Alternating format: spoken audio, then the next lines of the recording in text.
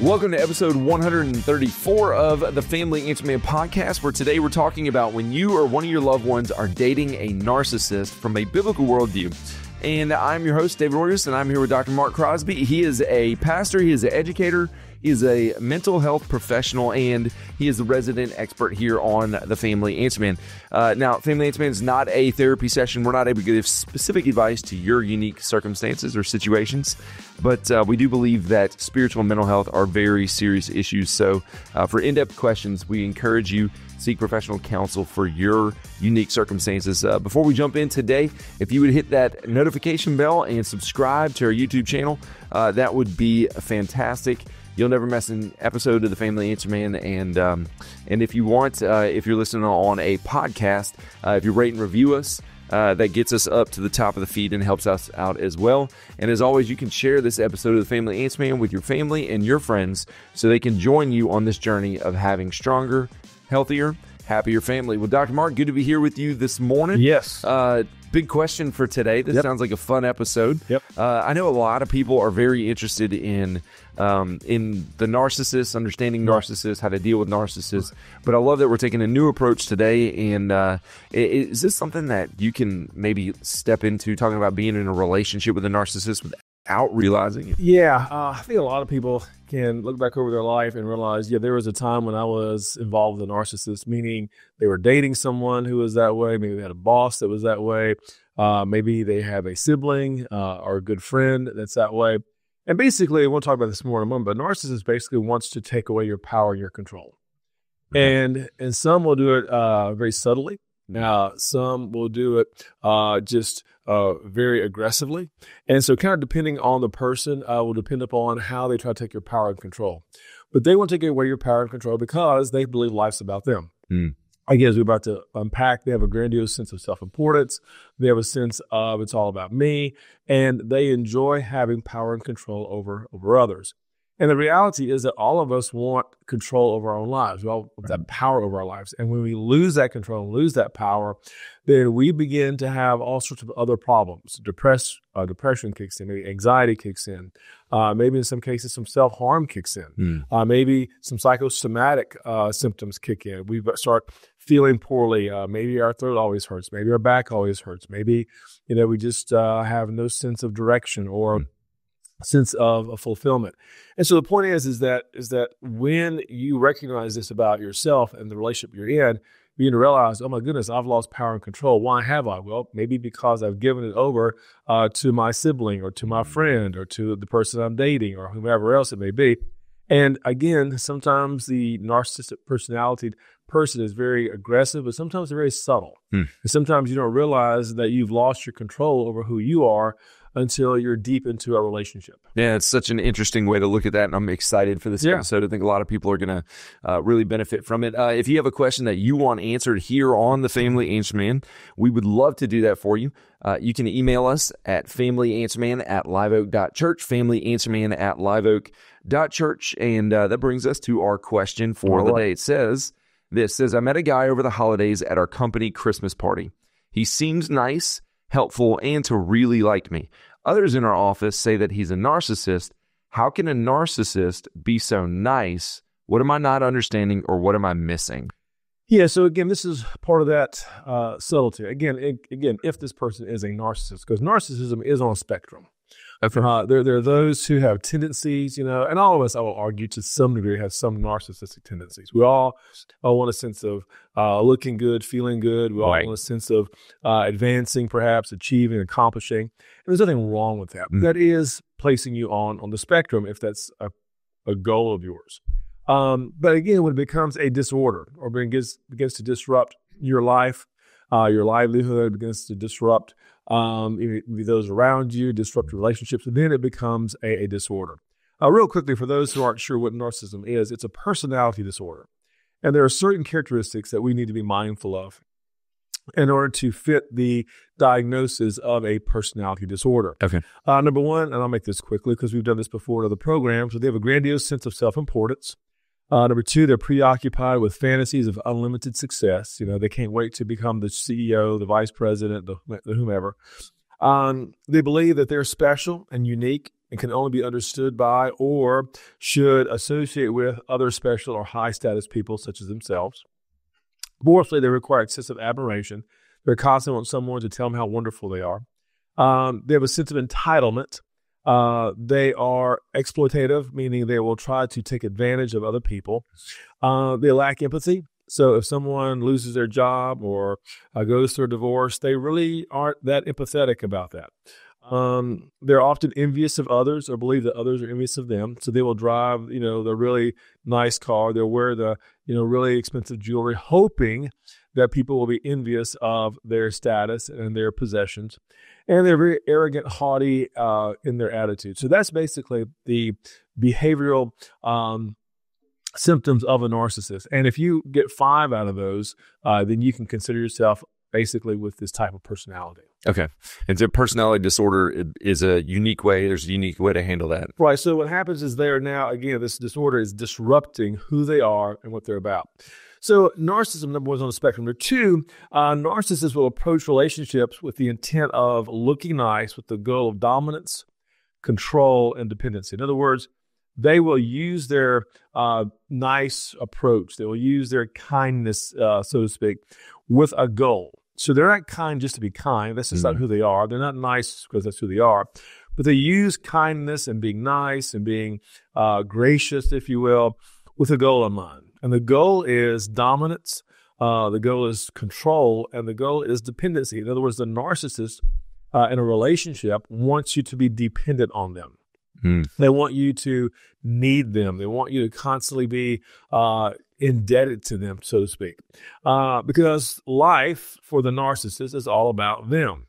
It's about their wants, their needs, their desires. So if they're dominating you, if they're controlling you, if you're dependent on them, then they can use that to, again, meet their needs, to meet their desires, and to meet their goals.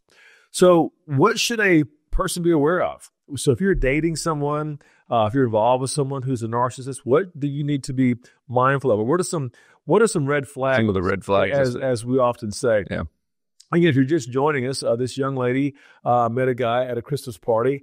They seem to hit it off. Yeah. Yeah. He seems to like her. She says he's very nice to her, but her friends are warning her. Mm-hmm.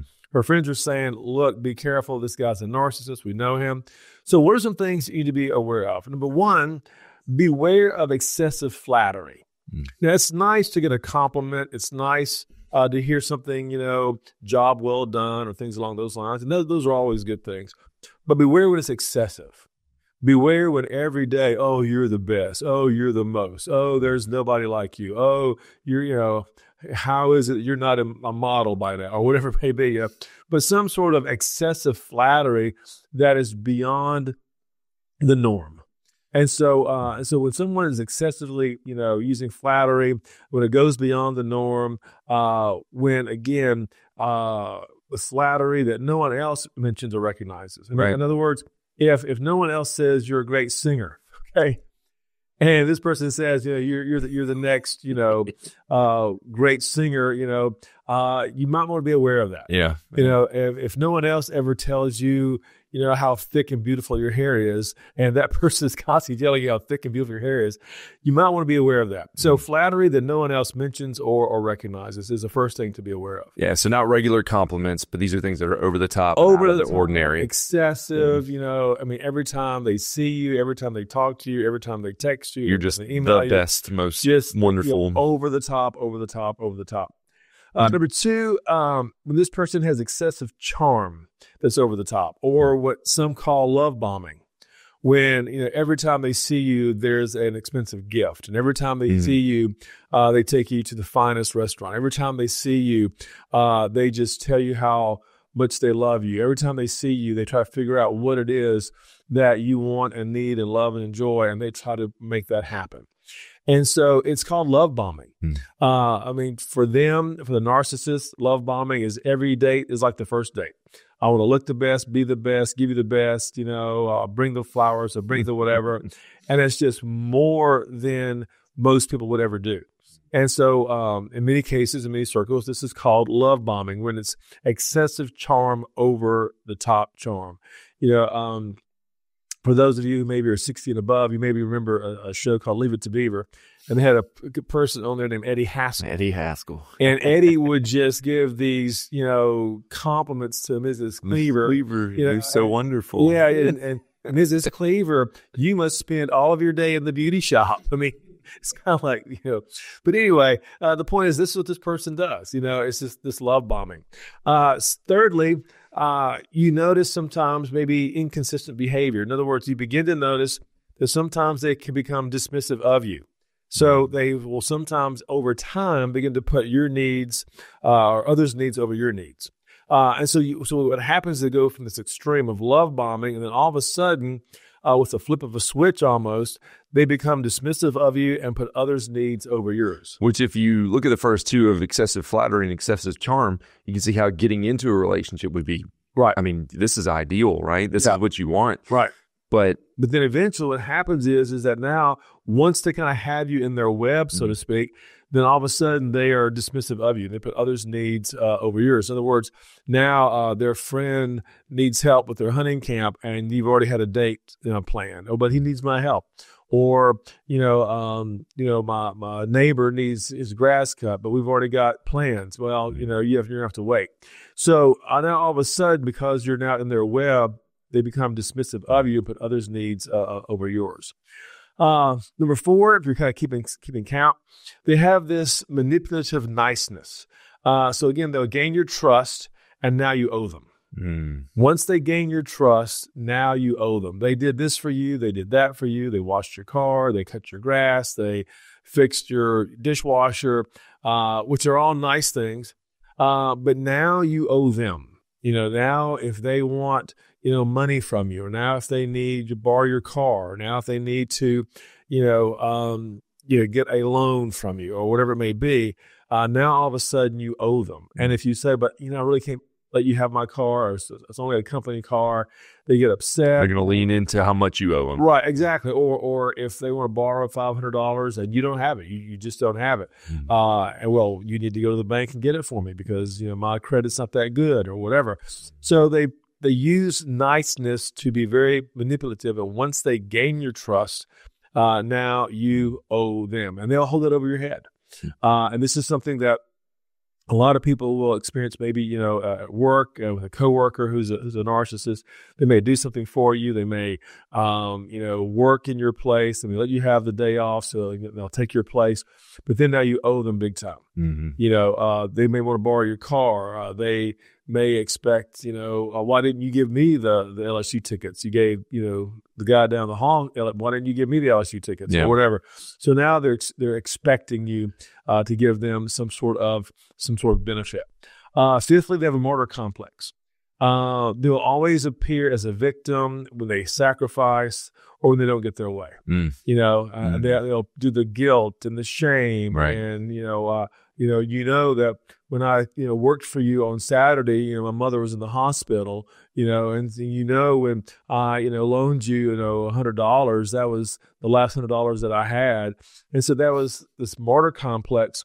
And now they appear the victim. Always the victim. Always the victim, self-sacrificing, especially when they don't get their way.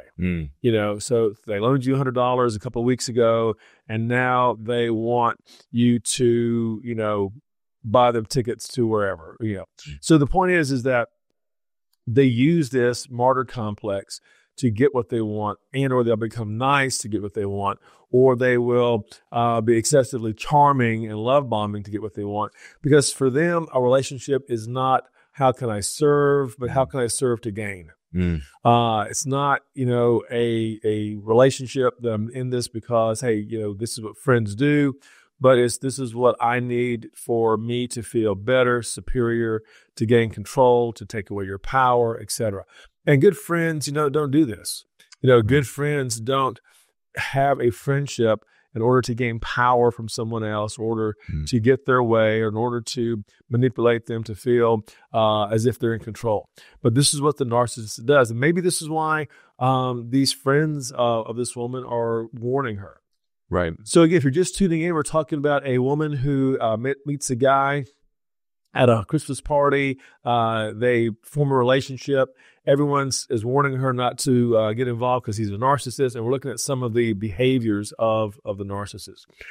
Next, if you're keeping count, this is number 6, they violate your boundaries. So if you're in a narcissistic relationship, they will violate your boundaries. In other words, if you go to another table at a restaurant to talk to some friends, they'll check your phone. They will try to check your bank account. They'll try to get into your computer. They'll ask you how much you have in your savings. They'll ask you, all kind of personal questions when the relationship is not there yet. So they'll check your phone. They'll try to check your bank account. They'll follow you.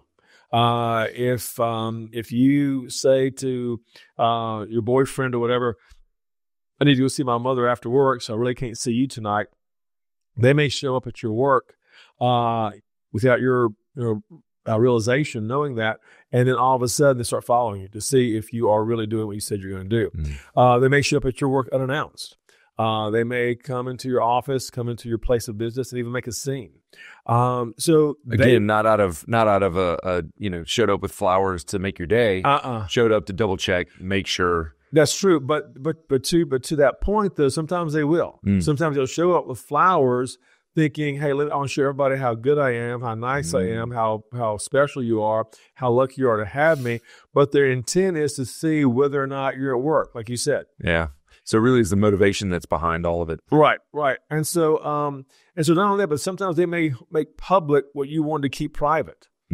So they'll violate your boundaries, and they'll make public what you want to keep private. They may make public, that you dropped out of high school and you want to be private. You got your GED, you went on to college, but they want everybody to know, hey, she dropped out of high school when she was in the 9th grade or whatever.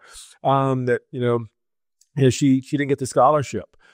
She didn't, make the team or whatever. So they'll make public what you want to keep as private, because this is their way of, again, taking away your power and your control. So the narcissist loves having dirt or inside information on you. Absolutely. It's the leverage that they Absolutely. They love that leverage.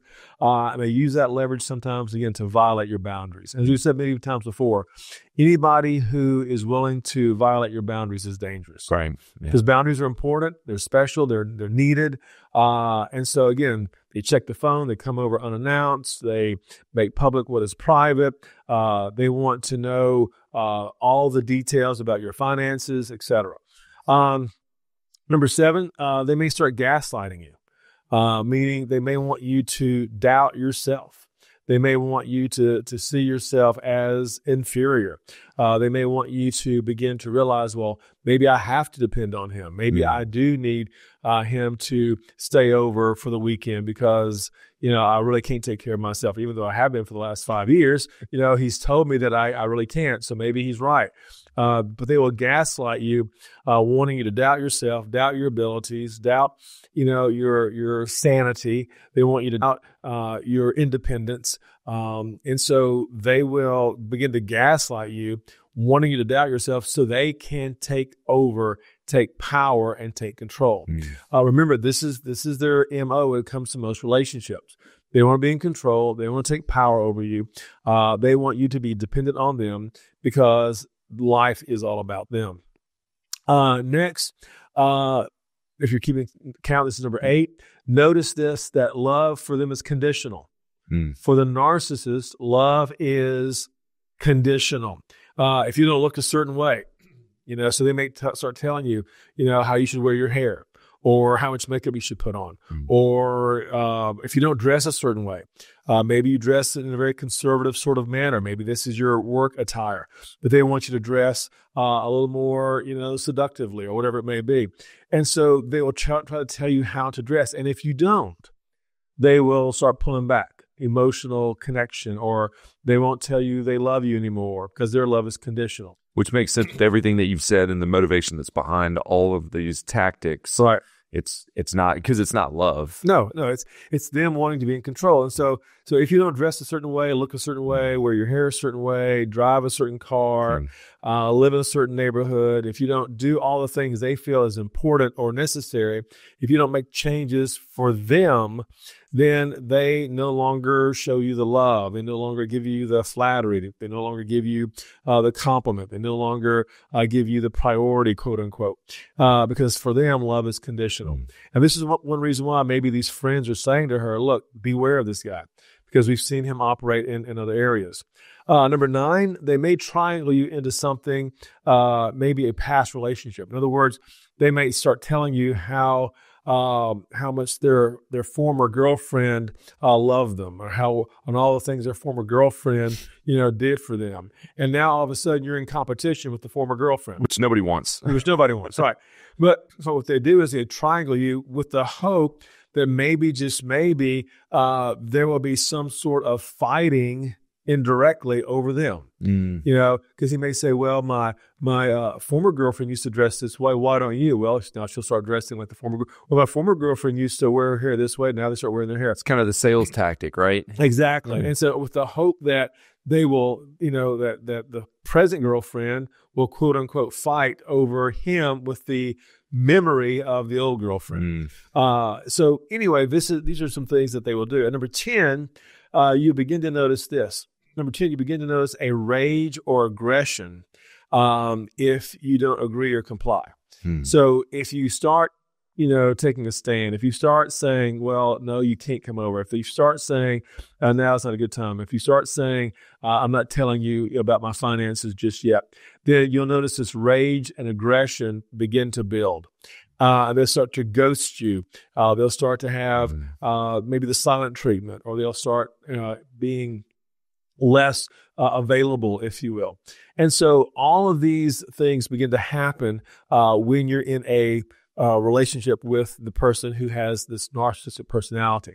Now, again, these are some general behaviors of the narcissist in a relationship. But here are some interpersonal signs as well that we need to be aware of. So these are general behaviors, but if you're in a relationship, you'll also notice interpersonally, when it's just the two of you, some of these things that may begin to happen. Number 1, conversation dominance. In other words, your opinion doesn't matter. So when you're dating a narcissist, you have to be submissive to them. Your input has no value. Your opinion doesn't matter. So no matter what the activity, no matter what it may be, it's all about them. So they'll dominate the activity. Maybe you wanted to just go have dinner. Well, they want to go see a movie. So we're going to go see a movie because that's what I want. And that's what the narcissist says or does. They may want to have dominance over family and friends. You may say, hey, I'd like to, go see, my parents this weekend. And they go, no, I'm more important than them. You're going to stay here with me. Now, again, this is a relationship that's dating, not a married couple, but a dating couple. And so what happens is they start wanting to dominate any family relationship, any friendship, and they may try to start cutting you off from your family. And they may start trying to cut you off from your friends. Which makes them more valuable. Which makes them more valuable because now you become more dependent on them. Sometimes they'll make careless demands. In other words, they want you to be inconvenienced. And if you don't meet these demands, they make you feel shame or guilt. Years ago, I had a client, and she was telling me that she lived about 45 minutes away from the guy she was dating at the time. And he would get off work, say around 4. She got off work around, say, 5:30. And he would ask her to come travel to him 45 minutes one way, 45 minutes the next, because, again, he felt like he was just too tired to make that trip. And so he made so these careless demands, wanting her to be inconvenienced. And unfortunately, she would, because in time, what happens is you almost feel as if you owe the narcissist, and if not, they make you feel shame and guilt for not doing what they ask of you. So again, make these careless demands, because again, in a world where there is some sort of chivalry, if you want to use that word, the guy would leave and work, and drive 45 minutes to see her, and so that she wouldn't be put out, so that she wouldn't be on the road by herself, etc. But they don't have that sense of chivalry because life's all about them. Verbal cutoffs. You're always interrupted when you're talking to a narcissist. What you're saying is not that important. So when they start interrupting you, or you're talking to them about your day, and all of a sudden they cut you off because they want to know the score of yesterday's ball game or whatever. In other words, what you're saying really is not that important to them, and they're always interrupting you. when you're talking to the narcissist, there's excessive bragging. They want you to know how important they are, and how important their job is, their achievements and things they accomplished that day, the things they did that day, the things that they're planning on doing, or they may go back to their past. I was the high school state championship quarterback, all-star, throw the football over those mountains. Yeah, exactly. I was the homecoming queen. I was the king of the prom, whatever. So they start their excessive bragging and self-praise, wanting you to know just really how amazing and how important they really are. Mm. Not only that, but they will give unsolicited advice. So if you're just tuning in, we're talking about some of the interpersonal workings of a narcissist in a dating relationship. And what happens is they will give unsolicited advice. In other words, they will tell you how to live your life, even when you don't ask them. They'll tell you, how to improve your life, even when you don't ask them. They will tell you how to fix the mess ups in your life, even when you don't ask them. So what happens is they will say things like, well, maybe if you got up earlier, or maybe if you drank more coffee, or maybe if you, went to the gym more often, or maybe if you, read these books like I did, or maybe if you just would, own your mistakes. So they give you these unsolicited advice, because obviously they know better. Mm-hmm. And so when you're in this interpersonal relationship, it's okay to ask, hey, what do you think? Or what about this? And someone says, well, I think this may be helpful or whatever. But This person will give you this unsolicited advice because they always know better and they know how to improve your life and all that. Number 6, if you're keeping count, they have these passive-aggressive techniques. So all of a sudden, if you are not doing what they want you to do, they'll stop answering the phone just to punish you. Or they will give you the silent treatment, or they will, say things or do things that you don't see as punishment, but you turn around and go, wow, that was really punishing. That was really just insincere or whatever. And then number 7, in this interpersonal connection, they'll become critical of your family. They become critical of their income, their work, their appearance, because again, they want to show this sense of superiority. So in the closing minutes, if you're just tuning in, what do you do if you're in a narcissistic relationship, if your son or daughter is in one? What to look for, what to consider. Number 1, ask yourself this: do they make you feel better about yourself or worse? And if they make you feel worse about yourself, you need to think about that relationship. Number 2, do you feel as if you're losing control over your life? Do you feel like by dating them, you're losing your power, losing your freedom? Because that's very important to note. If you feel like all of a sudden, you are being imprisoned, you are no longer having any say, you're no longer having any control of your life, then you need to ask yourself a hard question. Is this relationship worth that? Number 3, do they remind you of someone from your past that was a controller over your life? I've had people say to me, I started dating this person and it reminded me of an ex-boyfriend or an ex-girlfriend, or they reminded me of a parent, or they reminded me that I'm no longer of people that want to take control or possession of my life. And I just, I had this red flag because they reminded me of this person from my past. Number 4, are you constantly making excuses for them, or resisting the urge to overlook the subtle control they want of your life? If everybody else is saying, beware of this person, watch out for this person. No, they're not that bad. Well, it's just how he was raised, or yes, just the way he is, or you're not wanting to own the fact that you're losing control of your life. Number 5, be willing to fact find. Watch how they relate to others. Watch how they treat their friends, their parents, their siblings, their coworkers. Here's one. Watch how they treat strangers. Watch how they treat the waiter or the waitress in a restaurant. Yep. If they're rude, if they're inconsiderate, if they don't tip, then that should be a red flag. Again, the point is this: dating is a season of every relationship.